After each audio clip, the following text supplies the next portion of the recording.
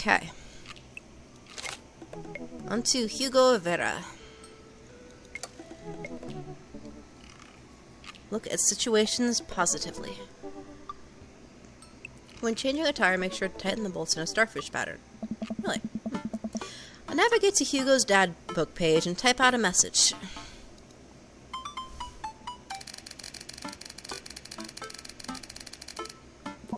Hey Hugo, great seeing you at the barbecue. Want to hang out sometime? I wait for a few moments before the computer dings. I'm so glad you messaged me. I definitely want to hang out sometime. But I have a favor to ask. Our class is going on a field trip to the aquarium today, and one of our chaperones called in sick. Is there a possible way you could come by and replace them? Uh-oh. I completely understand if you don't want to or can't make it, but I'm going to be honest with you here. It's a middle school class. I need as much help as I can get. I think about it for a moment. Man, that's a lot of screaming kids that I'd be accountable for. And they're in middle school, arguably the worst age to be. Amanda silently trudges into the kitchen and pours herself a bowl of cereal. Morning, Amanda. Morning, Pops. Hey, how's middle school for you? Dad. Bad, but nobody likes middle school. It's 3 years of bad acne, crying, and being generally terrible. Everyone sucks, no self-awareness. It's just a bunch of hormonal teenagers locked in a gross old building for 40-plus hours a week, doing long division and starting fights over, I don't know, pizza day? Top 40s pop?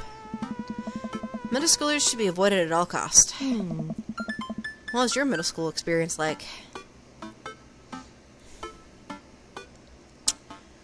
My parents divorced. I moved to a different state. I didn't fit in. I was the weird. It was fine. I didn't like it. Oh god, I had my first crush in middle school too. Turned out to be an asshole. Not really, but sort of. I was as assholey as a middle schooler can be. I had my first crush in middle school. I'm still bitter about it. Alexis Stuggs, you hurt me and I'll never forget. What'd she do to you? I stare off into middle distance, remembering the 24 hours that we dated and the 3 times we held hands between class periods. Then I remember the bitter betrayal, her leaving me for Arnold Birmingham. Him making me eat dirt in front of her. I don't want to talk about it. See? Middle schoolers are reprehensible. Wait, why are you asking me about middle school? Oh, Mr. Vega requested my help to chaperone his middle school class to the aquarium. Just wanted to know what I was in for. You get to go to the aquarium? Are you kidding me? Last field trip I got to go to was a clam chowder factory. They didn't even give us clam chowder. They gave us square pizza at a clam chowder factory. Oh, is that why you won't eat clam chowder anymore? No, it's because Bobby Willingham threw up in one of the vats of clam chowder, and I'm the only one who saw it happen. It haunts me. Right. Let's leave that story firmly in the past. Anyway, you should just do it. Mr. Vegas sounds like he could really use the help. Plus, you get to hang out with cool fish. Amanda, I get kind of weird about aquariums. The ocean makes me nervous. What, are you worried that a whale's gonna pop out from the tank and swallow you whole? Don't you put the fear in my heart. Well, do they have penguins there? Yes, they have penguins there. Hey. Then it's settled. Penguins outweigh fear of the ocean. I sit back down at the computer and let Hugo know that I'm available. He tells me to meet him at the aquarium and gives me the address. I grab my keys and kiss Amanda on the forehead before I head out.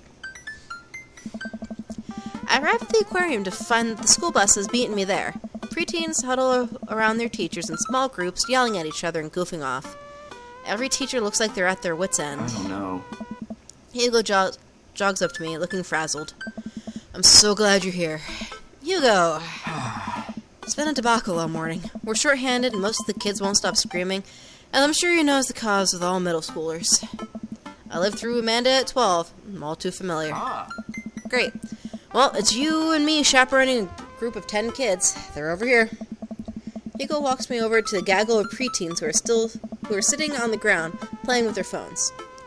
They're not kicking each other like some of the other groups, so we're off to a good start. Can you guys put your phones away? All the kids look up for a moment to stare at Hugo. Then they go back to texting. At least they're quiet? Too quiet. These guys are up to something. I can feel it.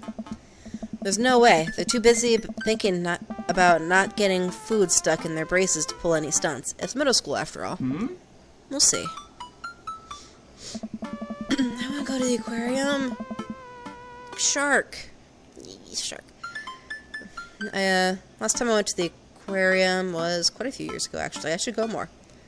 Only a couple hours away. Made myself hot cocoa. It was yummy. The classes started filing into the aquarium, and Hugo hands out massive stapled packets of paper to each kid. These are due at the end of the field trip. Yes, this will be for a grade. No, you can't borrow a pencil.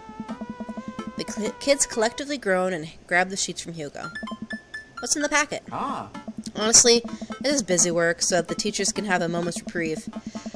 I think one of the questions asked them to sit quietly for 10 minutes to think about the Great Barrier Reef. Teacher hacks. I like that. Wait, I thought you were an English teacher. What does the aquarium have to do with books? We just did a unit on Old Man in the Sea. Nothing quite like introducing kids to the feudal perspectives of human spirit, but making them pet stingrays. Yes. It gives us time to check out some of the exhibits as well. Come on, they have a phenomenal selection of tropical fish. While the kids sit on the floor and pretend to do their assignments while they text, Hugo and I wander over to a large tank filled with brightly colored fish. Hugo points to a brown and white fish with long spines. That right there is a lionfish. Do you know that their stomachs can expand up to 30 times in size? Whoa. Their spines are venomous, too. Nature is hardcore. You think that's bad? Take a look at this one over here. Hugo points to a spiny, grumpy-looking fish hanging out near the bottom of the tank. That's a stonefish, the most venomous fish in the world. And they just, keep it here? Oh, they're relatively harmless as long as you don't step on them. What happens if you step on them? Tissue necrosis. Cool. Nature is wild. Man, Hugo seems to know a lot about fish. I feel the overwhelming need to impress him. Hey, see that fish over there? That one? Yeah, that's the blue nose wiggly fish. Yes. Yeah? Did you know that? Paranormal fish trivia. This fish sleeps upside down, but contrary to popular belief, it's not an actual vampire. That's the vampire fish. Wait, are you serious?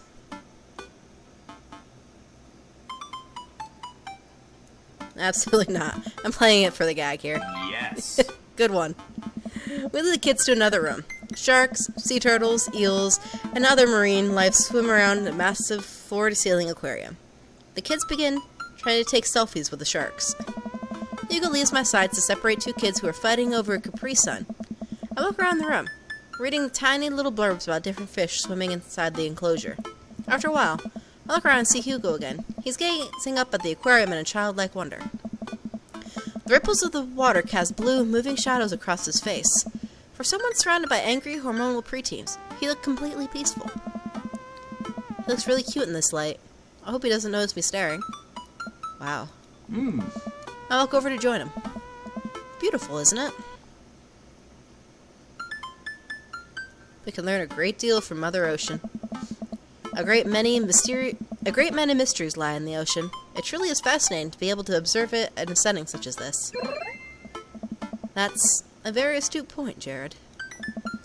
We stand together for a moment, admiring the wonders of marine life. We eventually make our way to the touch tank room, which seems to be the only thing the kids are actually interested in. The tank is filled with a variety of horseshoe crabs, sea urchins, stingrays, and small fish. I stand around the edges of the tank and keep a wary distance from sea life. Who knows what kind of nefarious plans those horseshoe crabs have for well-moistured hands. Hugo rolls up his sleeve and sticks his hand in the water. Do you want to pet some rays, Jared? Oh, I think I'm good. I can just stay over here and admire them from a respectable distance. Come on, it'll be fun. And informative. Don't make fun of me, but I'm scared to touch them. I get weird when there's no glass separating us.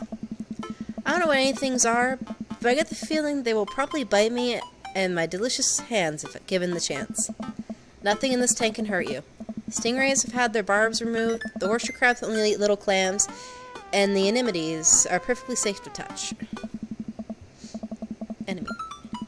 Yeah. Against my better judgment, I approach the tank, slowly dipping my hand into the cold water. I touch a stingray as it glides past me. See? Not so bad. It feels like fun, slimy leather. Things get a lot less scary when you learn about them, right? Dive my hand back into the touch tank with a renewed vigor for ocean life. I poke at some urchins and feel the hard carapace of a horseshoe crab. My hand wrestles against Hugo's as we reach for the salmon. I pull away, blushing. Hugo smiles at me. Hey, you're supposed to be touching the fish. Sorry, just got a little carried away since... Wait. That girl over there looks suspicious. Why's that? Oh. Are backpacks usually that wet? Hold on. Susan, get back here. Hugo runs after a middle schooler and catches her before she can make it to the exit. Want to tell me what's in the bag? Textbooks? Want to tell me what's really in the bag? Susan won't budge. I'll walk over to Hugo and the girl. I think he might need a bad cop. Look, kid.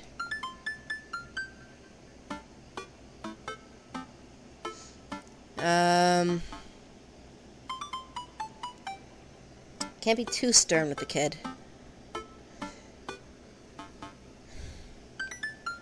Don't have time for games here. Whatever it is, it goes back into the tunch tank now.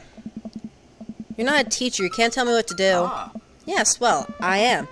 Can you please put the bag down? Next time we won't say please. Susan glares at Hugo for a moment before dropping her book bag on the floor. It lands with a wet slap. Stare at it for a moment before it starts to move. Whoa. Hugo leans down and unzips the backpack. A horseshoe crab frantically scuttles out and across the floor. An employee swoops in, scoops it up, and places it back into the tank. She gives us a disapproving look. Jesus, Susan, what was your plan?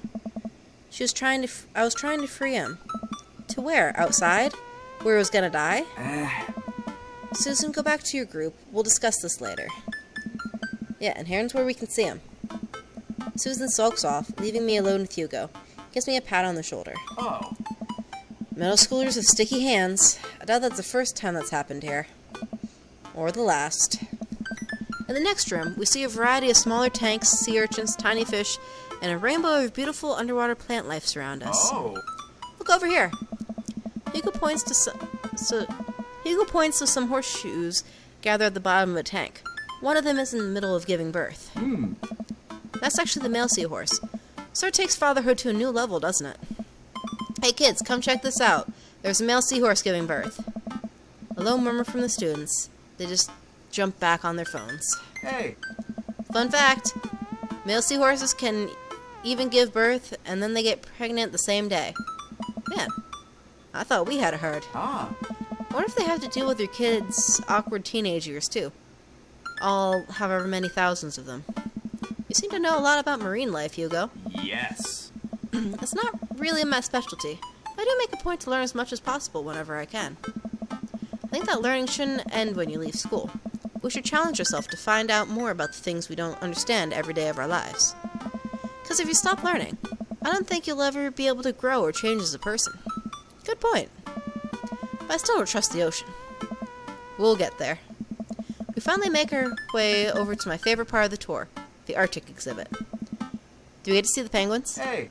Yes, we get to see the penguins. Hell yes. Our group of kids run around the exhibit. They won't stop tapping on the glass of the puffin enclosure, trying to get their attention.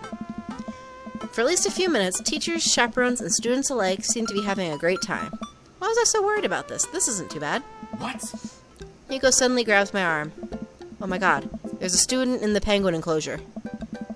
Wait, just kidding, it's very bad. Is it one of ours? It most certainly is. Molly Henderson, Susan's friend. I go over to the penguins and see a determined-looking kid crouching behind a rock. She's hiding just out of sight of one of the employees. Over on the side of the enclosure, I see the door to the exhibit ajar. Was it unlocked this whole time? We gotta stop her before the staff sees and bans our school for life. Hugo looks around. I'll create a distraction. Hugo runs towards the puffin exhibit and addresses the entire room. Everybody, I have an announcement. Whole room turns towards Hugo. Here's a few facts I bet you didn't know about penguins. Everybody just stares at Hugo, confused. Well, this is my shot. Right into the enclosure and I'm greeted by a cold blast of air. Psst, hey! Girl whoops around to look at me. Her nose is pink from the cold. You can't be in here. Neither can you. Try to walk over to the girl, but the ground's so icy I just end up slipping. Catch myself before I hit the ground, but the girl still laughs at me. Contrary to popular belief, penguins are birds. Birds are traditionally known to fly, but penguins cannot. So I can understand some confusion when we were discussing the birdness of penguins. The crowd is still somehow enraptured. Kid, what are you even doing? I'm letting the penguins go. They deserve freedom. Where are they even gonna go? They're gonna live in my closet. Look, I don't even have time to argue about this. We gotta get out of here. Not until I save a penguin. Little known fact is that penguins only live in cold climates. With some exceptions, so they don't all live in cold climates if you're splitting hairs here. Did I mention that they don't fly? The crowd is starting to lose interest. I'm running out of time.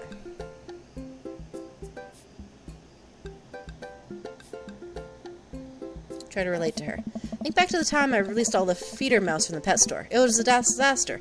I was 6, but it was a disaster. Molly, you know, life can be cruel. Money. Give me money. I will give you $20 right now if you leave with me. Molly thinks for a second. Okay. Well, give it to me right now. I reach into my pocket and pull out everything I have, examining each bill. Okay. Well, I have 12 and some change. There's a button here. Is that enough? Pay me the other 8 later and we have a deal.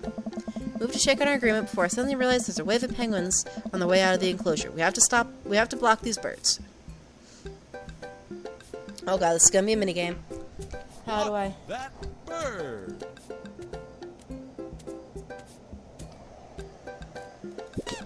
Oh, Jesus Christ, that's a lot more forceful than I intended.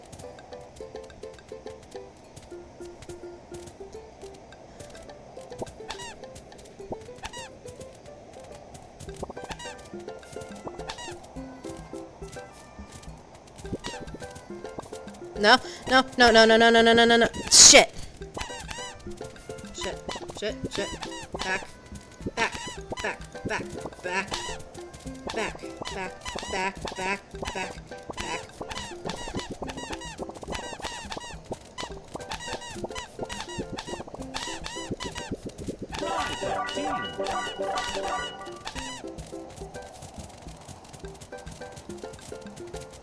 Oh, Jesus Christ.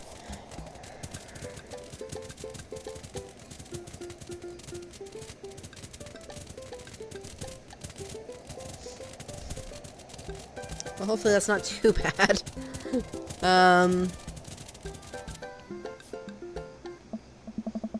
Ooh, glad that's over. Just in time, too. Looks like Hugo's wrapping up his diversionary penguin speech. Hey. That's why I think penguins are one of the best animals in the world. The people in the audience clap out of a sense of duty. Everyone starts dispersing. Hugo spots us from across the way and runs over. Molly, what were you doing in there? I was liberating animals, Mr. Vega. You realize that the penguins can only survive in Arctic temperatures, right? You would have had a dead penguin on your hands. Well, it was a thought that counts. No, Molly, it wasn't. Molly turns to me. You owe me $8. Huh? What? I'll pay you later, kid. Molly runs off towards Susan. I suppose so they can compare animal theft notes. You're not off the hook, Molly. Oh. Jared, did you just bribe a child? I bribed a child. It was the only way to get her out of the exhibit. I'm not proud of what I've done. I'm not proud of it either, or my penguin facts lecture. But at least we got her out. Oh. Let's just get through the day and get out of here. With the day finally coming to a close, the whole field trip is ushered through the gift shop, and we make our way back out to the school buses. As we leave the aquarium, and the kids load onto the buses, Hugo pulls me aside. Oh. Hey, Jared, thank you so much for helping out today. You're a lifesaver. It was no problem. It was actually kind of fun. Hey. Let me take you out next time to make it up to you. You like cheese boards?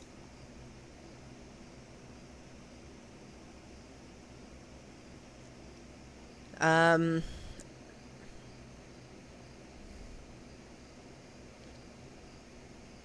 cheese boards.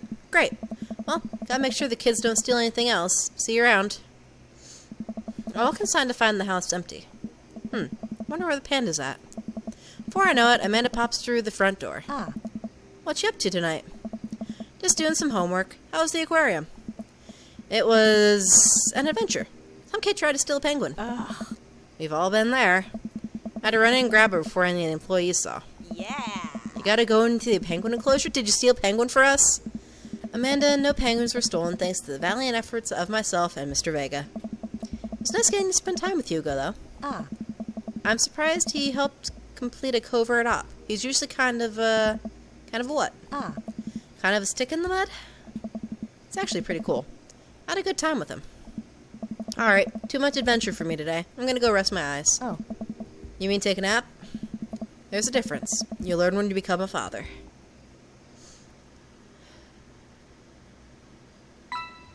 Okay, how'd I do?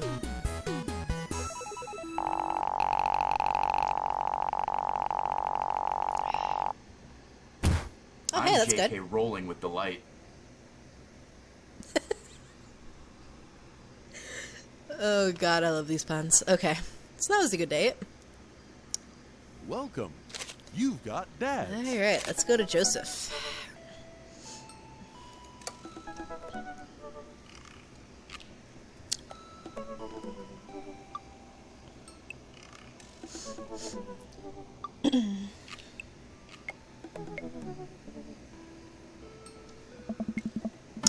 His family's a little weird, but Joseph seems cool.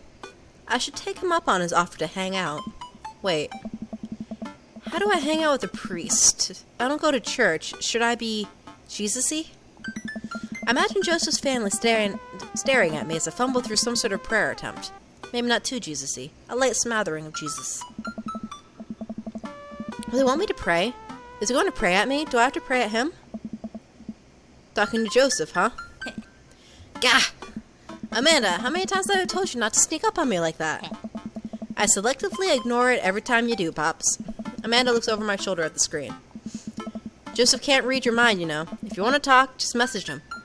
But I've never been friends with a priest before. What do I talk about? My favorite Bible passages? Ice cream socials? Khakis? First of all, he's youth minister with a tattoo, not a priest. There's a difference? You're overthinking it, Dad. Listen, just put it like this. Oh. Hello, neighbor. Thanks again for the invite to the barbecue. Love to hang out soon if you're not busy. Isn't that a little too business casual? Fine, fine. Give me the keyboard. I got this. Amanda focuses on the keys. Hey, Joseph. It's great meeting you and your family. I'm still new around here, so if you'd like, I'd love to hang out and get to know you. See ya. The smiley's a nice touch. Almost immediately, I receive a response. What do you say? Hi, Jared. I'm not doing anything in a bit. The kids and I are baking treats for a church bake sale today. We'd love to have you over. It'd be a blast, so let me know. Joseph. Huh. That wasn't so bad. Uses a lot of exclamation points. I'm more concerned about him signing his name with tilde. I'm willing to let it slide this time. Ah. I respond back. Sounds like fun. Jared. Great. Come on by the house as soon as you're ready. We'll be here. Well, guess I'm doing this. Save a brownie for me? Promise you won't sneak up on me anymore? Ah. Amanda stares at me, unblinking. I don't make promises I can't keep. Real to a fault, Pops. Ugh. And Dad? Please don't be weird about the religion thing. Me? Weird? Never. I make the short walk over to Joseph's place. Don't be weird, Jared. What if they hang up a bunch of crosses or collect those little porcelain babies? What if they're all praying? Do they pray before dinner, during dinner, over the porcelain babies? The door begins to creak open. A shadowy figure obscured on the other end. Who's there? Jared? The door opens the rest of the way. It's Joseph's eldest. What's his name? Hey. Hey.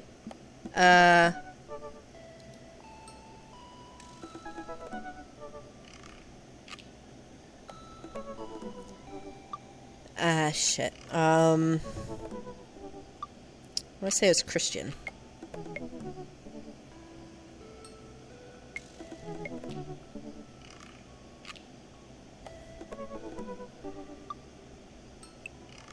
I mean, Chris is a good middle ground for all of these. Let's see, it was... Christy was the girl, right?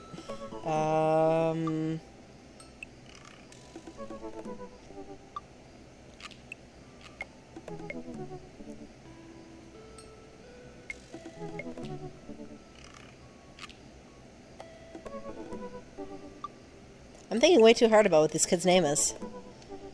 I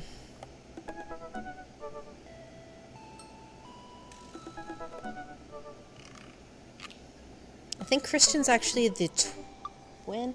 I know it's not... Okay, I'm just gonna go with Chris. Again, I'm Jared.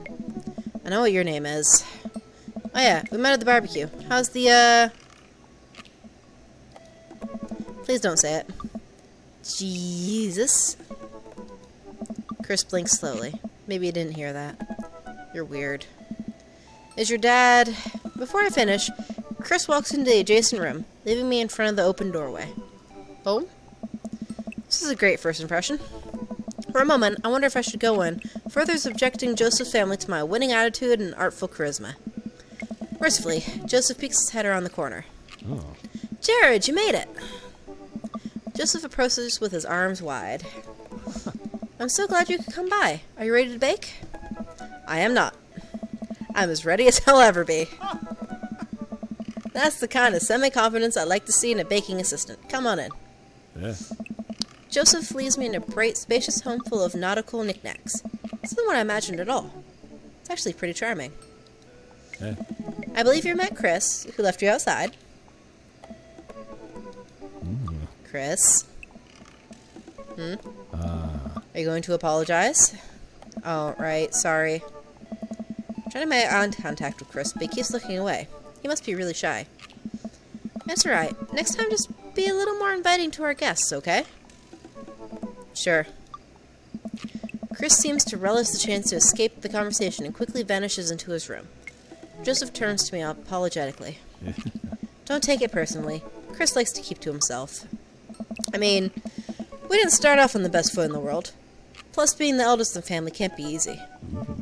Try to cut him a little slack where we can. Here are the twins, Christian and Christy. I knew Christian was the twin. Say hello to Jared. Hello, Father. Hello, Jared. Kids, come on. Dial back on the creepy twin stick. Creepy twin stick. I kind of want to egg them on. Kind of really want... What would happen if I egged them on?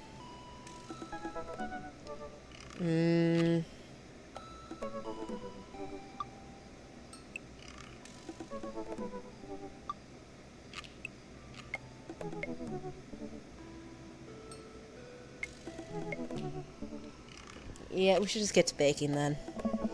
Means better I don't shift the power dynamic of the creepy nightmare twins. Are you guys gonna help us bake? We don't want to bake.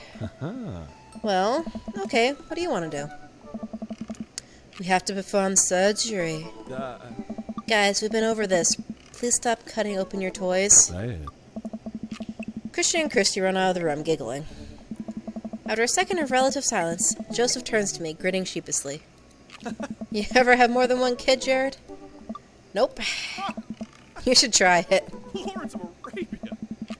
We both start to laugh, but are interrupted by a loud crash from the kitchen. What now? That doesn't sound good. Christy? No one responds. Joseph furrows his brow and motions for me to stay where I am. Wait here a minute. Joseph runs to the kitchen. I remember this with Amanda.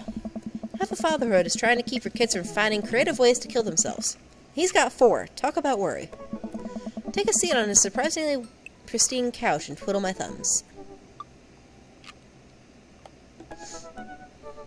And examine the bookshelf. It's a pretty sturdy wooden bookshelf. It looks handmade. Did Joseph build this?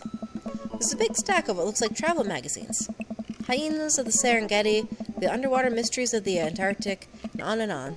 Seems like Joseph really loves a good adventure. Unless it's a Mary thing. Who knows? Next to them are a couple of different Bibles. Looks like he's covering all the Bible bases. King James, New American Standard, the Bible for teens. He's a cool youth minister after all. On a higher shelf, there are a bunch of old romance novels. Judging by the wine stains, they must be Mary's. The newest one looks like Hot Body Johnson's Sex Detective. The 8th installment in Wait, this is a series? Coffee table. There's a couple cool knickknacks on the coffee table in front of me. Hey, a cross. Hey, another cross. This one looks a little different. And a third cross. Unified design aesthetic. Smart choice. There's also a brass thing here. It's like something a sailor would use to navigate with. I think they're called sextants? Sex. Well, you have this many kids, and things are bound to end up on the floor, no matter how hard you try to keep it clean. It's about a terrifying cloth doll that appears to have both arms peeled off several times. It's been stitched back together a lot. Tag says CNC, of course. I set that down and spot a houseplant. Hey, little guy. Keep being you, tiny houseplant. So one last thing on the floor next to the houseplant. It's a silver necklace. Wow, this looks expensive for something casually tossed on the floor. If there's a store here, none of my business. It's been a while. Guess I should go in the kitchen and see what's up. I walk in the kitchen to find Joseph holding Christy in one arm. She seems a lot calmer than she was a minute ago. I raise an eyebrow at Joseph. The twins are a lot more manageable when they're separate. Where's Christian? He ran off. Christy dips a spoon into brownie batter and gives it a taste. Dad, it's too sweet. You're too sweet. I'm not. You're so sweet we might have to water you down with spiders. No, not spiders! Joseph begins tickling Christy with his free hand. Between the laughing and the squirming, I don't know how he gets a hold of her. That girl's locked in place. Man is a professional child wrangler. Christy fixes me with her best puppy dog eyes. Save me from the spiders!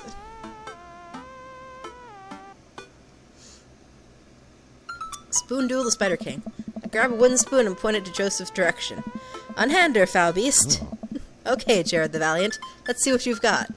You may have defeated me at Tarantula Ridge, but now I have the upper hand.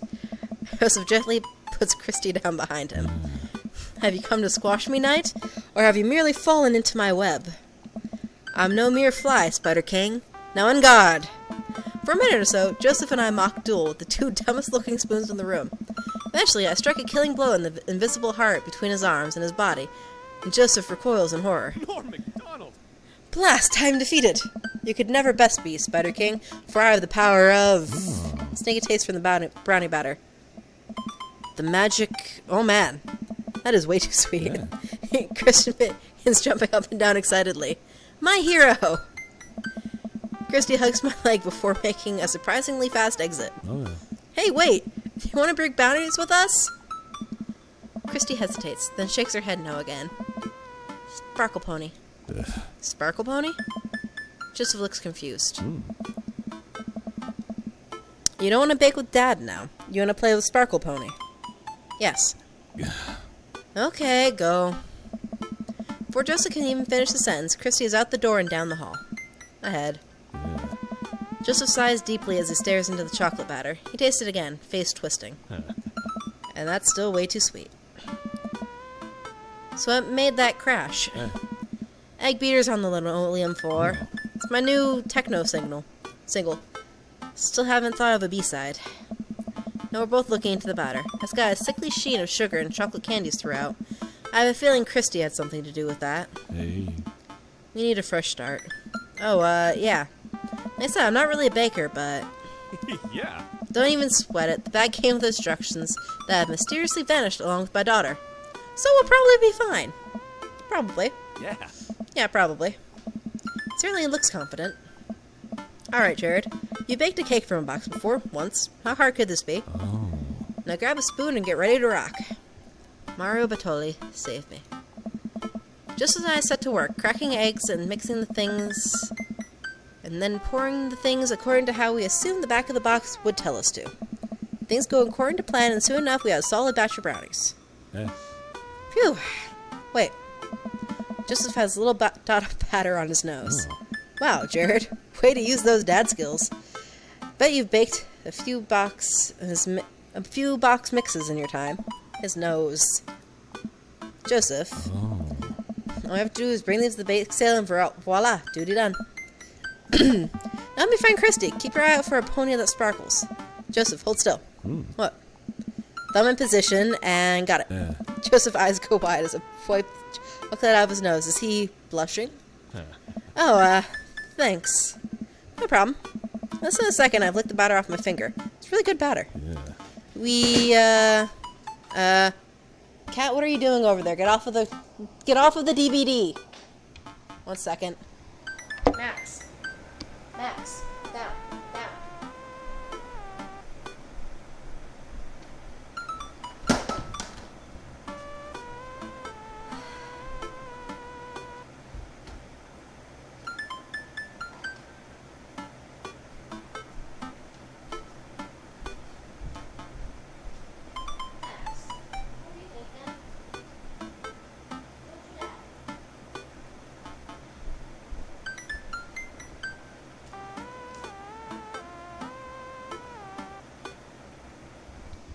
Mood killer cat. Alright. We should find Christy. Yes, we should. Do that, Jared. Joseph quickly composes himself. Alright, she can't be far. You take the Delta position, I'll walk your 6. Do you even know what that means? Nice. Alpha Tango Sparkle. Roger. Joseph starts making his way down the hall and calls back to me. Take the brownies and the rest of the stuff I baked earlier today while I get Christy. Meet you out by the car. Hey. Joseph, Christy, and I arrive at the church parking lot to find fold-out tables and pop-up tents already set up. Looks like the bake sale is already in full swing. Oh. Wow, this place is packed. Is this packed? There are a few people milling around. Must be a value pack. Oh. If you can count a city's population on your fingers and toes, this counts as packed. Point. Christy rockets out of the car and into the lot. Is she running on jet fuel? I want to sell brownies. Oh. Okay. Let's get set up. I want to see Mom. Hey. She's down by the other row of tables, helping out with another group. Want to go over there and tell her I say hi? Mom! Christy zips off immediately. Joseph seems unconcerned. Does she always run that fast? Hey. Yeah, and I can only catch her half the time. These knees aren't what they used to be. I remember when Amanda was her age. I couldn't get her to sit still for 5 seconds. Oh. Yep, great age to deal with. Ah. While Christy's gone, Joseph and I arrange all of the baked goods on the table and settle in. So, are we allowed to eat any of our own goods? Look, if I don't see nothing, I don't say nothing. Man upstairs has some strong feeling about snitches. Does he actually? Hey. Joseph shrugs. He eats a brownie. Looks like some of the other stalls are selling drinks, little handmade crafts, and other sweets. Whoa. Someone brought a soft serve ice cream machine. I gesture to it. How are we supposed to compete with that? Please, this isn't my first time to the rodeo. Bake sale rodeo. There's actually no rodeo here. It's just a bake sale. Oh. I think you and I, put together, can make one pretty convincing argument for these brownies, don't you? Oh yeah, absolutely. We high five. If you bake it, they will come. Aye. It's not long before we have our first customers. Hey. Hey, dude. Hiya. Matt, Carmencita, great to see you guys out here. Happy to support a good cause. Plus, as the owner and proprietor of the Coffee Spoon, an establishment that specializes in baked goods, we have to scope out the competition. Joseph leans close to me. This guy knows his stuff. Stay on your toes. So, what recipe did you use for these brownies? Don't you say you use the box recipe. Don't say you use the box recipe.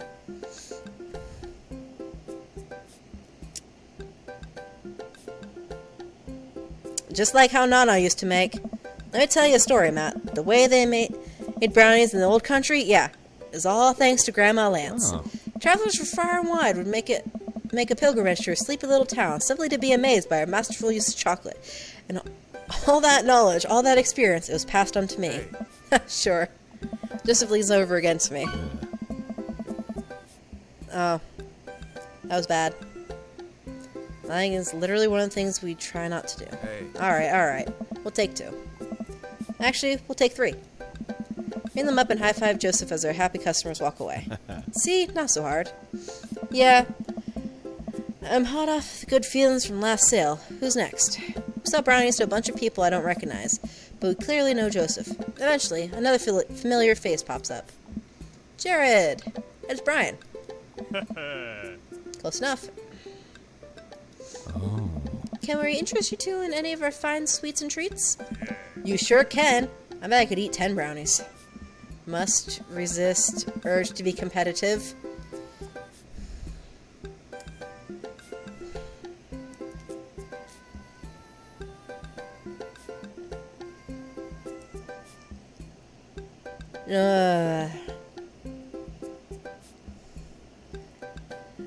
See, part of me is wondering if I do that, if you'll buy more brownies. But, like, is that pride? The man buys brownies. So we'll put you down for 10? Better make it just 2. 1 for me and 1 for Daisy. Coming right up. You excited for youth group movie night, Daisy? Yeah. What's the movie? It's a surprise. Joseph leans over to me. It's The Fast and the Furious. Really? If you think about it, there's some heavy religious undertones. Joseph hands a baggie to Daisy. I made sure to give you guys the edges. Clearly the superior part of brownie topography. Thanks, Joseph. See, I actually don't like the edges. Too crispy. I like the center gooiness. Our 2 customers walk off with their purchase. Joseph and I serve our own stock. Right. This is selling pretty hot. At this rate, we'll have enough money to pay for the new paint job on the church pews in no time. Wait, what happened to the pews? Ernest spray painted his rapper alias onto them. Young Steinbeck. Would have gone for young man in the sea, but I can respect that. Speaking in minstrel terms, Ernest is hard to reach. In father terms, Ernest is kind of a turd. Being a cool youth minister seems like a lot of work. It is, but it's worth it. Although, sometimes I wish... Never mind. What? It's kind of silly, but... Do you ever wish you could just drop everything and go lounge around on a beach somewhere at the tropics, drink fruity blended beverages, fall asleep on a hammock, you know, basically live out a Jimmy Buffett song? Joseph, I think about this every single day of my life. My dream is to live in Margaritaville. One day, my friend, one day we'll be on island time. Make a couple more sales to some more church patrons. Everything seems to be going smoothly. Off in the distance, I spot my old buddy Craig. Greg! He's gonna be a hard sell. Craig's a fitness man. I think he comes to these bake sales to test himself. See if he has the resolve to refuse processed sugar. Are you sure you're ready for this? We go way back. I got this. Craig jogs up to our table with Briar and Hazel in tow. They're each finishing an ice cream cone, so it's unlikely we're gonna sell them on brownies too. Probably won't be able to sell it to the baby. She's impossible to read. It all comes down to Craig. Hey, bros. Hi, Uncle Joseph. Hi, Amanda's dad. Would you be interested in one of our delicious homemade brownies? I don't know.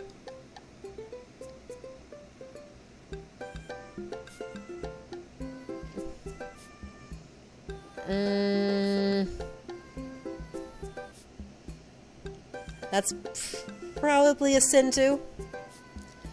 Hey Craig, we were freshmen. Remember how our next door neighbors pranked us by switching out our laundry detergent with dish soap and how the washing machine exploded with suds? We decided to get back at them by baking brownies for them, but sprinkling highly... I would feel bad, but we had to clean up the laundry room ourselves. Anyway, these brownies are like that, but without the hot sauce. Maybe we should get one, for old time's sake. Craig thinks for a second. Well, girls just won a game. You know what? We'll take one for each of us. Even River? I'll eat hers.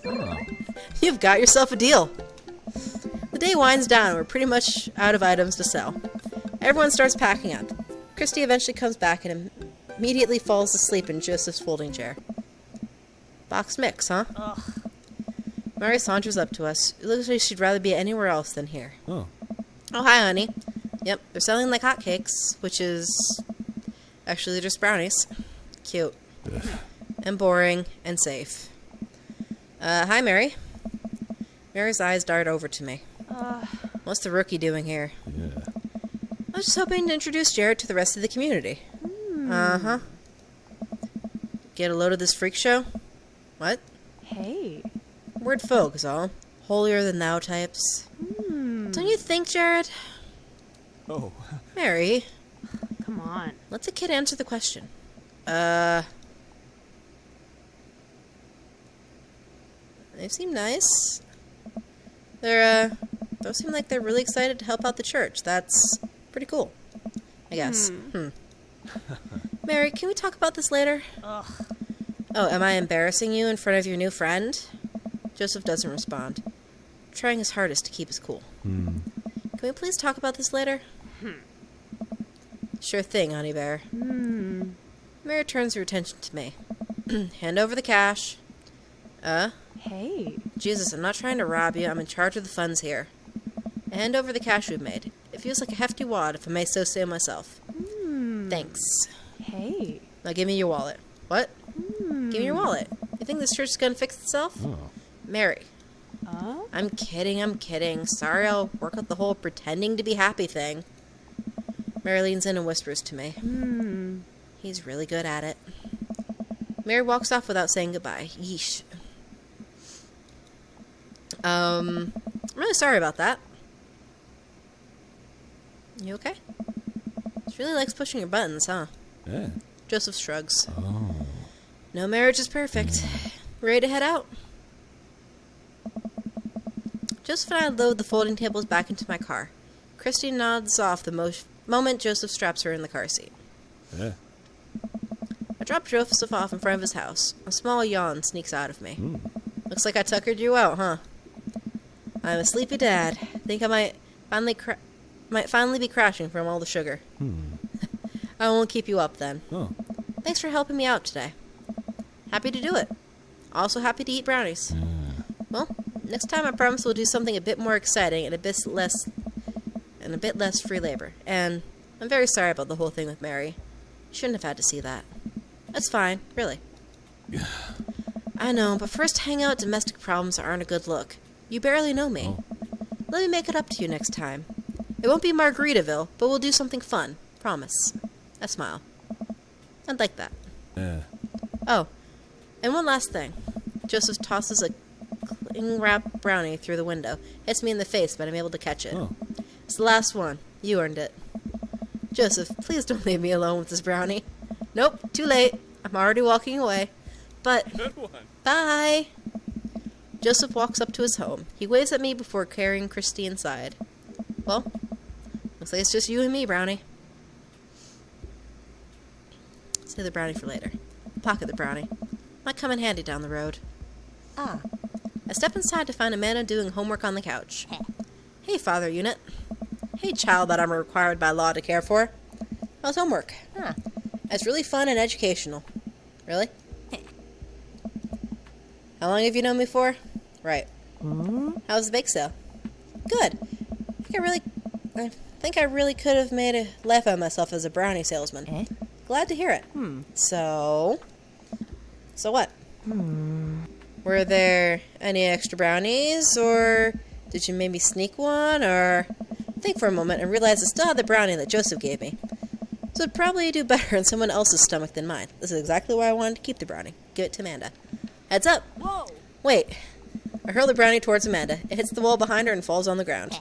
Nice throw. She scoops it up and smiles at me. Hey. Thanks, Pops. Hey, if you're not going to bed anytime soon, would you be game for some real shark hunters of Orange County?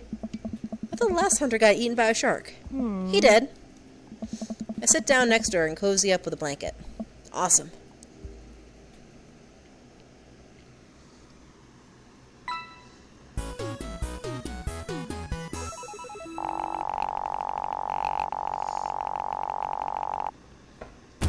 Yeah, I mean, you look great. That was fun. Alright, that one didn't go too bad. So, yeah. Cool. Welcome. You've got dads. Alright, so the only one I haven't done is Craig.